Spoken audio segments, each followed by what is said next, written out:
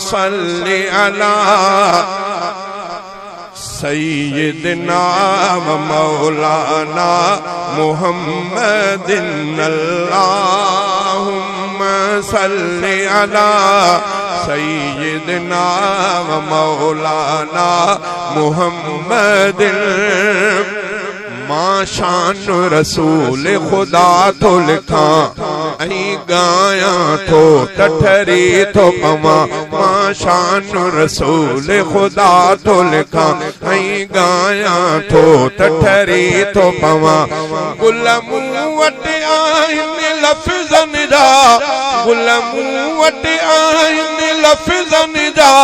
सेवराया थो तठरी थो पवा अल्लाहुम्मा सल्लि अला सय्यिदना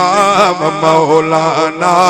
मुहम्मदिन अल्लाहुम्मा सल्लि अला सय्यिदना व मौलाना मुहम्मदिन सारा सजण जी आहे घणी जंहिं वक्त कयम उन वक्त बणी सारा सजण जी आहे घणी जंहिं वक्त कयम उन वक्त बणी या कादिर जी या कुर्ब कणी या कादिर जी या कुर्ब कणी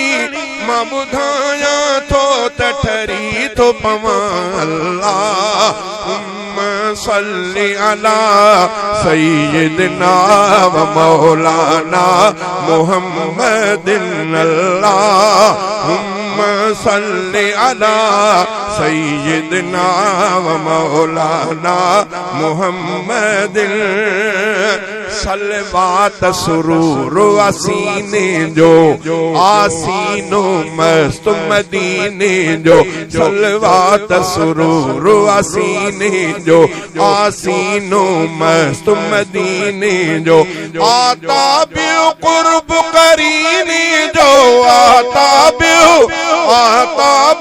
कुर्ब करीने जो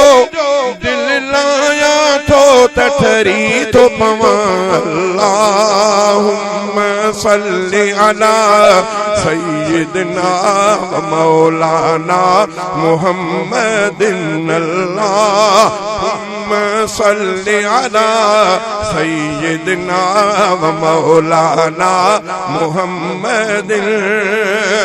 सरदार तसूह जो साहिब वा उन सूह का चाहत वाजिब वा सरदार तसूह जो साहिब वा उन सूह का चाहत वाजिब वा इनकार जो पोयर गायब वा इनकार जो पोयर गायब वा सच भाया थो तठरी थो पवा अल्लाहुम्मा सल्लि अला सय्यिदना व मौलाना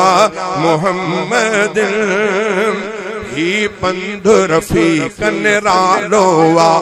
जह आंदो आम उजालो वा ही पंध रफीक निरालो वा जह आंदो आम उजालो वा इन राह में हक जो हवालो वा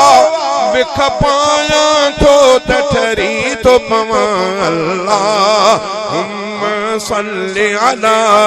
सय्यिदना व मौलाना मुहम्मदिन अल्लाहुम्मा सल्लि अला सय्यिदना व मौलाना मुहम्मदिन